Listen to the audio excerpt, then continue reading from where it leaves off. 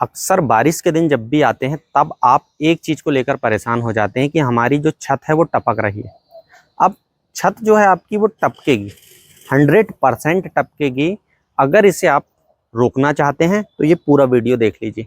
कुछ ऐसी बातें हैं जिसका अगर आप ध्यान रखते हैं तो छत में कभी भी गड़बड़ी नहीं आएगी।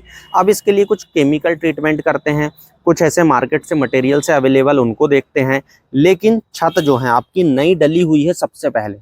तो आपको एक चीज़ ध्यान रखना है कि ये जो छत हमारी सबसे पहले हमने डाले हैं, क्या फाइनल स्लैब है? अगर फाइनल स्लैब है तो इसका जो स्लोप है, यानी पूरी जो छत है हमारी सही ढलान में होना चाहिए, इसे स्लोप कहते हैं। अगर पूरे सही ढलान में है मतलब आपकी फाइनल स्लैब सही है, पहली चीज। दूसरी चीज, यहाँ पर स्लैब की जो थिकनेस है यानी मोटाई, जो मोटाई स्लैब की है वो आपकी प्रॉपर 5 इंच होना चाहिए, 5 इंच से कम नहीं होना चाहिए। इसके साथ साथ ग्रेड ऑफ कंक्रीट की वीडियो में बना चुका हूँ और मटेरियल, ये सारी चीजें आपकी सही होना चाहिए। सीमेंट आपकी बढ़िया होना चाहिए, यानी कि आपका वाटर सीमेंट रेशो मिक्सअप सही बना है। ये चीजें हुई टेक्निकल।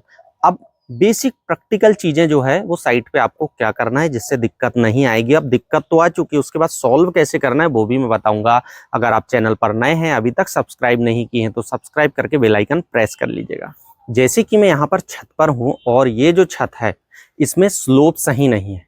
कारण क्या है? स्लोप का मतलब पानी आपके छत में कहीं भी भरा नहीं होना चाहिए। जैसे कि अगर आप यहाँ पर देखेंगे तो यहाँ पर जहाँ काला पड़ा हुआ है, ये देखिए, ये जो काला पड़ा हुआ हिस्सा है अपना यहाँ पर।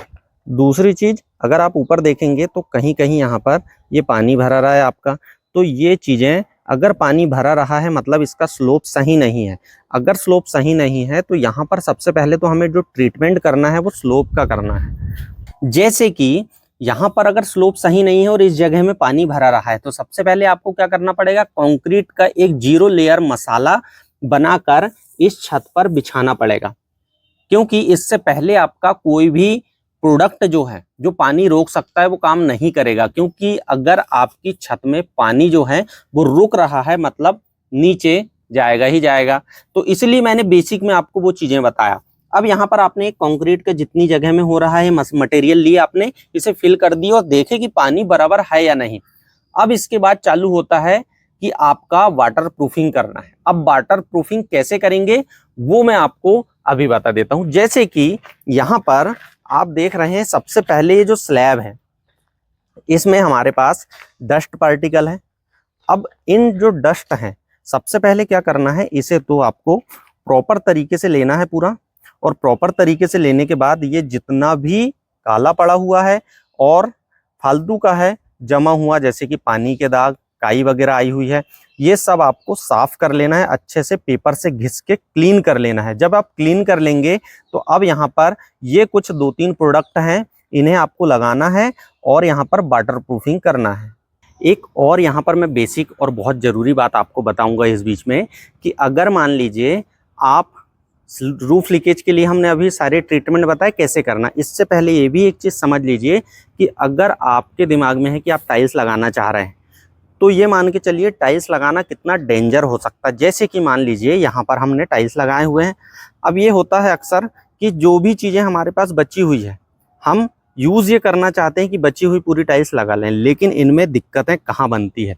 इनमें दिक्कतें यहाँ बनती है, जैसे कि मान लीजिए आपकी ये टाइल्स है, अब यहाँ पर एक अलग कलर लगा हुआ है, इस तरफ कुछ अलग कलर लगा हुआ है और ये अलग अलग कलर से लगा दिए हैं पूरा। लेकिन यहाँ पर जो जॉइंट्स होते हैं ये खाली रह जाते हैं और इन जॉइंट्स में होता ये है कि पानी भरता है, जिससे नीचे जो रेत लगी हुई है, क्योंकि बिना रेत के आप नहीं लगा सकते, या तो एडेसिव से लगाइए। तो जो रेत है वो रेत गीली रहती, जिससे मॉइस्चर अब आपका यहाँ से ऊपर भी नहीं निकल पाया और नीचे अंदर है, तो वो स्लैब को लीकेज में गीला करता है। अब होता इससे ये है कि आपकी धीरे धीरे धीरे दिक्कतें बढ़ जाती। तो आपको एक चीज़ ये सावधानी रखना है कि ये जो आइडिया है इसको तो बिल्कुल ही अवॉइड करें आप, कि टाइल्स ना लगाएं।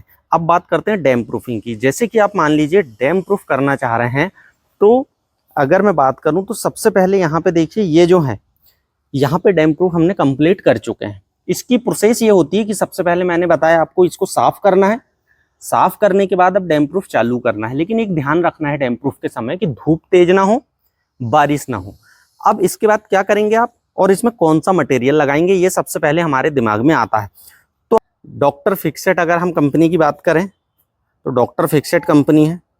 डॉक्टर फिक्सेट में आपको जो प्रोडक्ट मिलेंगे वो प्रोडक्ट मिलेंगे roof seal classic. Roof seal classic के नाम से मिलेगा। ये भी अपनी कुछ वारंटी गारंटी देते हैं। अगर डॉक्टर फिक्सेट के बाद बात करेंगे तो एक आपको एशियन का मिलता है जो आता है smart care damn proof, 10 year warranty भी लिखी रहती है। इसमें भी 2 आते हैं। तो लगभग इनकी अगर प्राइस रेंज की बात करें तो आपको ज़्यादा से ज़्यादा जो मिलेगा 5 से 6 हज़ार 7 हज़ार, इससे महंगे नहीं आते। डिपेंड करता है कि आप इसमें कौन सी क्वालिटी में बना रहे हैं। तीसरा डीलक्स का, जिसमें एक्वाटेक नाम से आता है, ये भी रूफ का वाटर प्रूफिंग है। इसमें आप रूफ की कर सकते हैं, वाटर टैंक की कर सकते हैं। तीसरा बिरला ओपस का आर ड्राई के नाम से आता है, ये एक्सटीरियर्स के लिए होता है, ये भी वॉल एंड रूफ के लिए होता है। फिर निप्पॉन पेंट है, इसका भी आता है वाल्ट्रोन नाम से। और कूल एंड रूफ, मतलब इसमें अगर आप छत पर लगाएं तो ये कूल भी रहेगा, यह कहना होता है कंपनी का। अगर आप इसे प्रॉपर तरीके से कवर करते हैं तो आई होप आपको कभी दिक्कत नहीं आएगी। और इस तरीके से आप कवर करें। वीडियो अच्छा लगा हो तो लाइक, शेयर और सब्सक्राइब करना ना भूलिएगा। थैंक यू, शुक्रिया।